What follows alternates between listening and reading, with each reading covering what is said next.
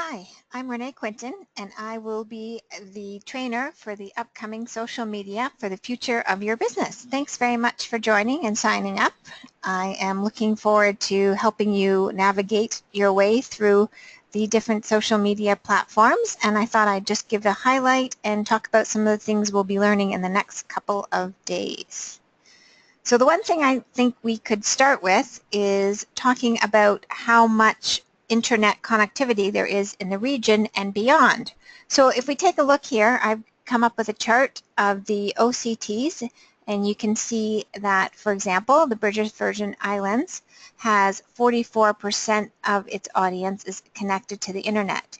And overall, if you look at all the OCTs, in fact, 58% of people are connected to the internet, and out of that, there's 114,000, in fact, we can actually almost say 115,000 that are on Facebook. That really opens up a large opportunity of who you can market to and how you're going to market to them. So this is what we're going to be talking about on how to reach these other islands and beyond. For example, if we take a look at the internet connectivity in North America, which includes Canadian and U.S. population, it's hugely saturated. We are looking at 88% almost on who's using the internet, and that really expands your reach at a very low cost if you're using social media. I know some of the audience might be targeting Europe, and Europe as well is almost as connected. It's only 73.5, but in fact, if you are looking at the UK, they're much higher than that. They're 92%.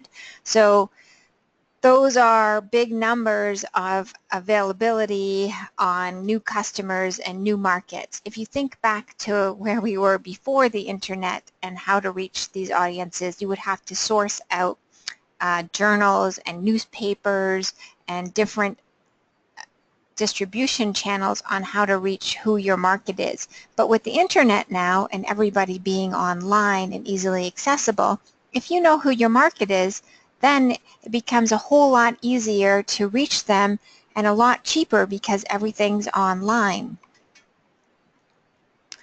I thought this was a very interesting statistic, and I thought I would just take a moment to share, because if you think about even in our daily lives, beyond business, which we are other people's customers, right, on what people do online, it's amazing how much is happening in what they call here the internet 1 minute. We watch our movies on Netflix, we book our taxis with Uber, we buy our books and our clothes on Amazon.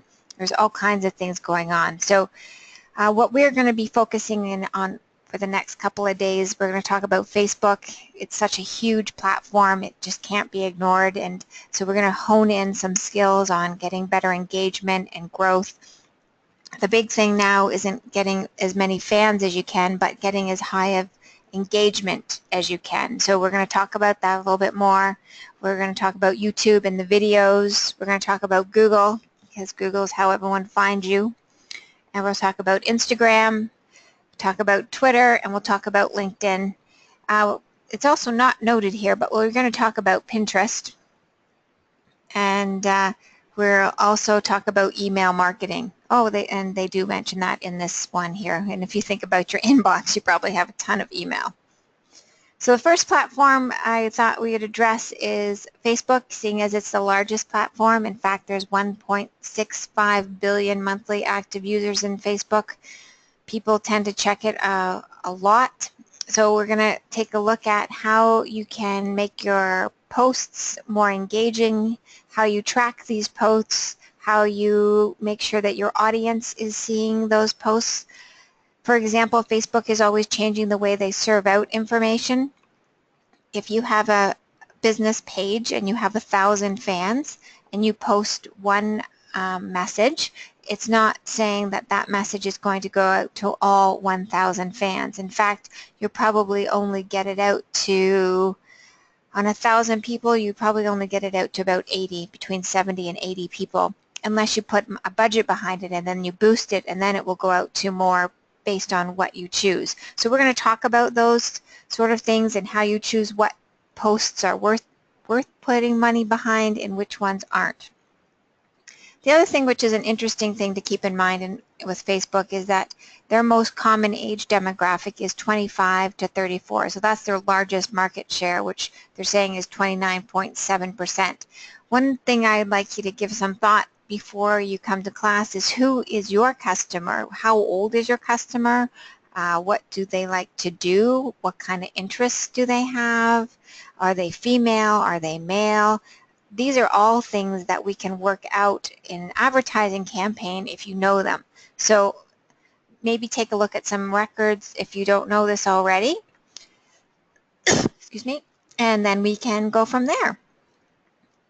The next one, which is also owned by Facebook, is Instagram.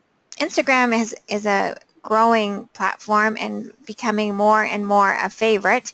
It has 300 million active users.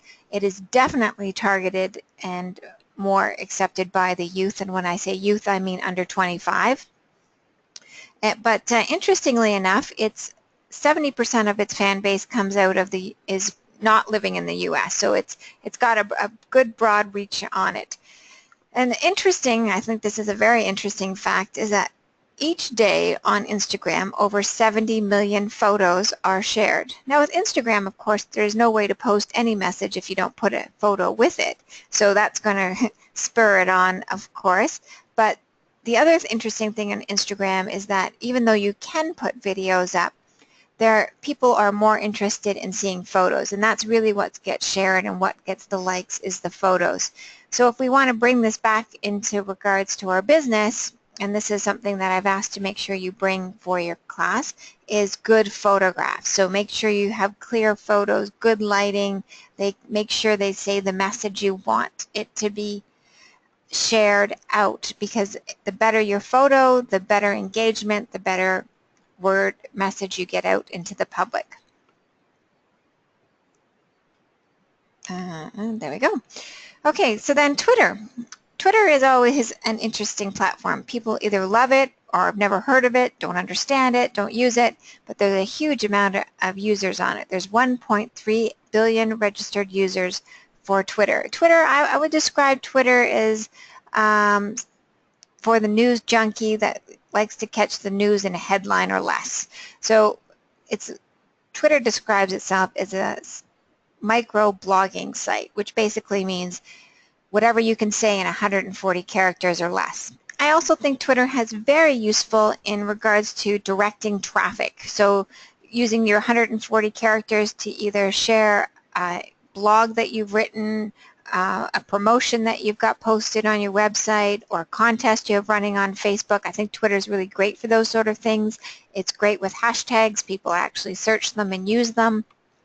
If you're doing anything that's news, like BNN, CNN, all those news type things, Twitter's very good, and if you can tie into that in some way, that's fantastic. I mean, they have 100 million daily active users, and those active users are probably news junkies or sports junkies where they're checking stats all the time. So Twitter has some real great uses. I've seen fantastic use of it by Belize Tourism. They hold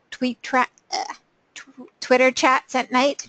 The users for Twitter are typically on after 5 o'clock, and how they did it in order to get 1 million tweets during their conversation was they invited a couple of high-profile bloggers that talk about their destination, and those bloggers already had very large followings. So what they did is when they brought them all in to talk on this one day with those bloggers, they brought all their audience, and they were able to generate a whole lot of conversation, and it was very successful.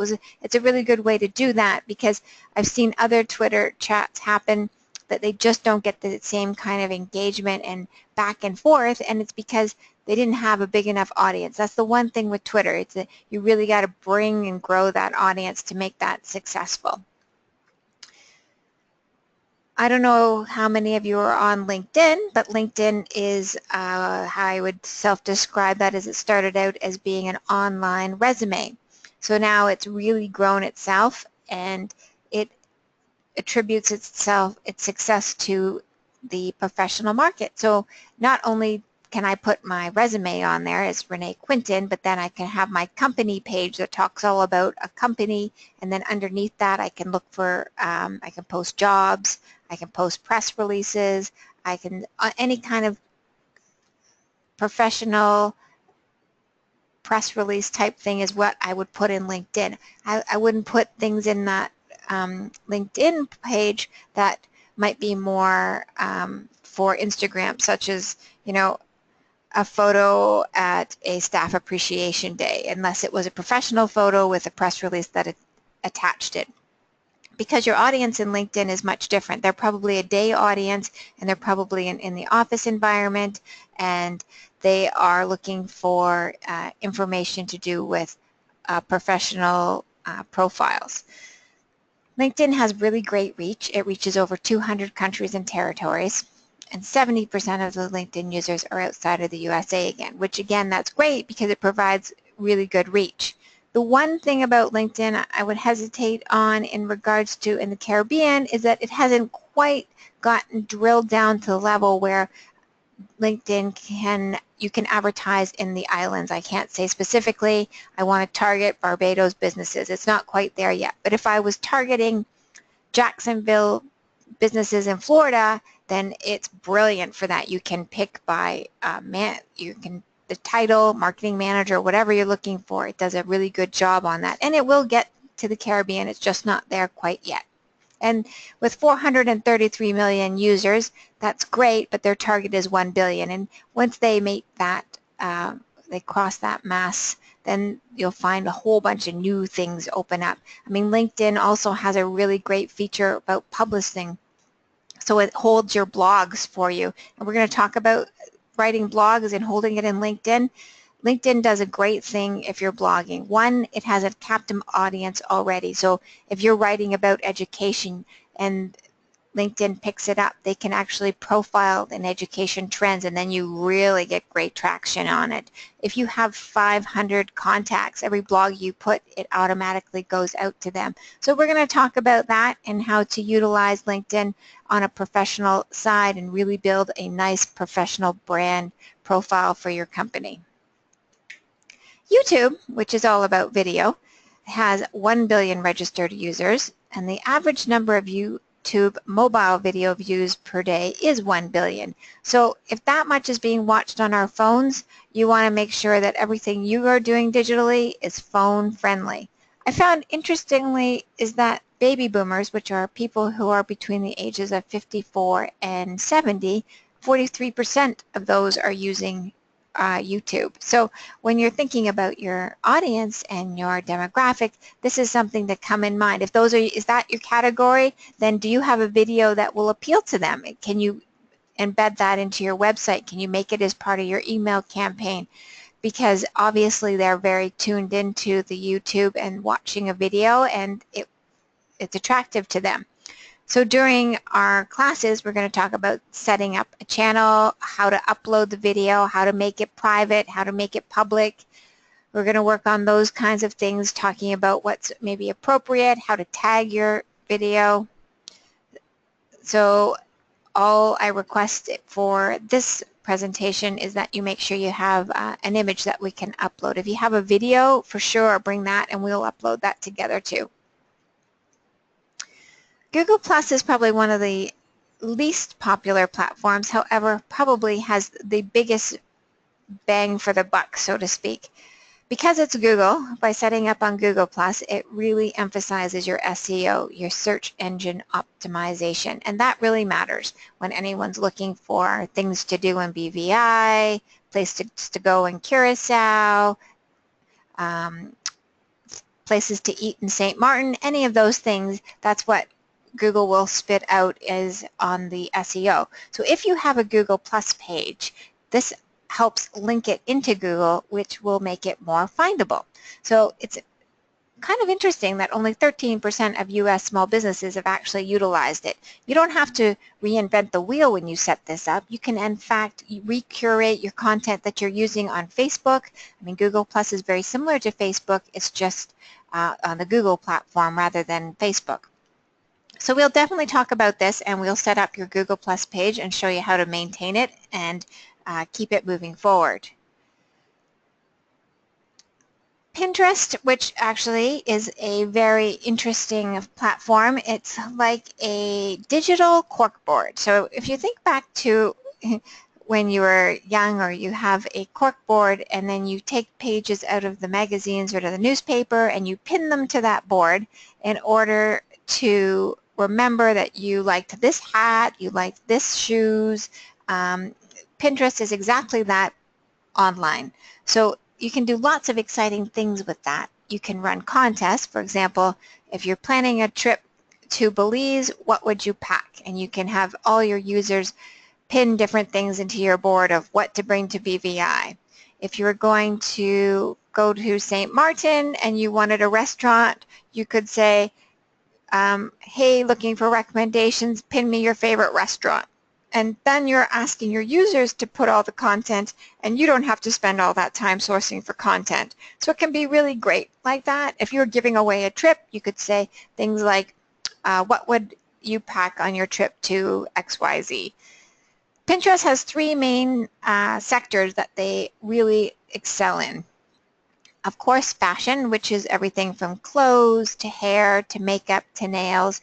They have huge, huge following, and when people are on Pinterest, they tend to spend more time. It's not a quick check-in and check-out. They're actually searching for things. They're very engaged in the images that they see, and also Pinterest is very good at having the click-through. So if you have a product and you're selling a pair of shoes, they can click through that Pinterest and they can actually get to your website and buy those shoes.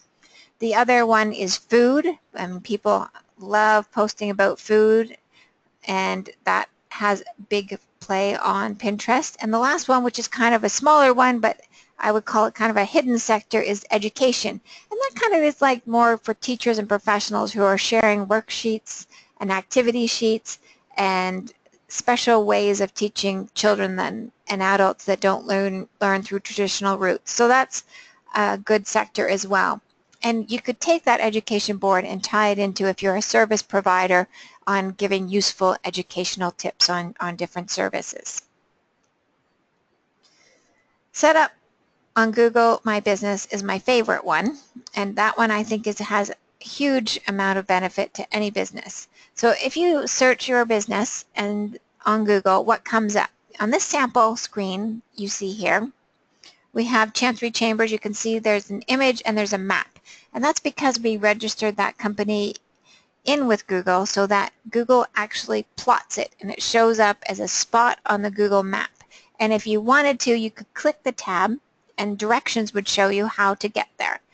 And it would also take you to the Chancery website. And if you wanted, if you were something that you could write reviews about, people can actually write reviews on this right through Google. So it's a fantastic thing to set up for your business. If you haven't done it, we're going to be working on that, and we'll be showing you how to do that and get that. We basically fill out an online form. We have a postcard mailed to your office, and then you take that postcard with a code in it and you implement it. And so some of it you'll have to do it on your own, but we'll get you started on the right foot. And as you can see, it's hugely beneficial. In fact, you can see on this page it says call, and if you call that number, Google will track how many calls from this listing that you get. All of these social platforms are outstanding and offer huge opportunities, but the number one thing that needs to be done is content. Content, content, content. If you remember the old days of your website and getting content for that, social media is that times 10. So we're going to talk about how to find content, where to find content, how often to put content out, how, if you have a bigger team than one person, how can some approval processes work, and then working with partners, finding partners that can help share your message or that you can help share their message, moving content that might be in traditional print mechanisms to online mechanisms. The other thing we'll talk about is how to get your information seen by the press and magazines. If you notice, a lot of the papers have changed from being mostly driven by newsprint to be driven online. So we want to be able to get your stories online so you can share them on with your different social media channels as well. And there's nothing better than when a third party says something about you than you saying it yourself. We have this content plan that I talked about, and how that works is that every month we suggest, and we are going to do the first month with you, where you work through a chart and you plan out your content. So you have a form and you put the different social channels that you're going to be engaged in, and then you break it down by date and you break it down by message, and that way it becomes a whole lot easier. So if you know what you're going to be saying every day, it's not a struggle every day. What am I going to say? What am I going to say? So we will work through that, and then we set targets, because it's all great to keep going, and you think you're doing great, but you're doing great against what, or what target, or what expectation are you doing great against? So we're going to work through those details, and hopefully you have Word or some kind of word processing documentation on your laptop that we can do this on. I mean, even Excel would work just fine. So we will build a content plan together. The first step is the content plan, and then the second step is going to be reviewing the success of that content plan, which is called analytics. Each platform has a way of reviewing what you've done in the past so that you can decide if it's been successful or unsuccessful, what has worked, what needs to change. So we're going to talk about the analytics. We're going to go over them. We're going to see how you read them so that you can say, oh, I thought that post was amazing, but the engagement compared to Friday's post is way down. And so that you can know how to read it and how to make changes for the next month so that your programming social media keeps improving. So our number one reason for doing social media is to increase visibility of your brand so that you can get in front of new customers who want to buy your product in new places. So as I mentioned, I'll just repeat this one more time, is that you need to know who your audience is. You need to evaluate your audience demographic, because it won't matter what social platform you're on, knowing who your audience is going to help you fine-tune your message and your imagery that appeals to them. If it's a message that has the right photograph and the right content, then your audience is going to see it. It won't become part of the blurred blend. So this also, knowing your target audience, is knowing what social platform to put it on. So if your audience never watches videos, then maybe YouTube isn't for you. If you don't have a service that is conducive to a video, then maybe that's not your platform. So we're going to talk about the platforms and what audiences fit best in each of the platforms, and we'll help work through it together and decide which ones are for you and which ones aren't. Or maybe they all you have a way of working with them all. The last point, which is very important, is regularly posting. How often have you gone to a site or a profile page and they haven't updated in the past month? You kind of wonder, oh, are they still doing this? Have they forgotten about it, or is nothing happening? So there can't be anything more important than posting regular content. And that's where the content plan comes in, because then it's not like an everyday stress, because you only took that stress once a month. you wrote it down and then you just had to implement it, and that makes it far easier. And also it helps you work with a theme. It helps you have consistent branded messaging. So just to recap things that you need for the beginning of the class. Everyone was sent an email and they need to bring their logo with the different pixel sizes. So you can do that in Photoshop. I have a screen snap here, and you can see that you just pick the pixel size and the program pretty much resizes it for you. So if you don't have the opportunity or can't do that, just bring your logo in the size that you have it, and you can still work through the lesson, and then you can always change it when you go home if it didn't fit exactly right, or maybe you have it on your computer. That's fine too. Bring photos, good photos or images that represent your product. So if you are tourism and you want outdoor shots, then bring us some good shots, just because it gives you something to work with while we're doing our hands-on.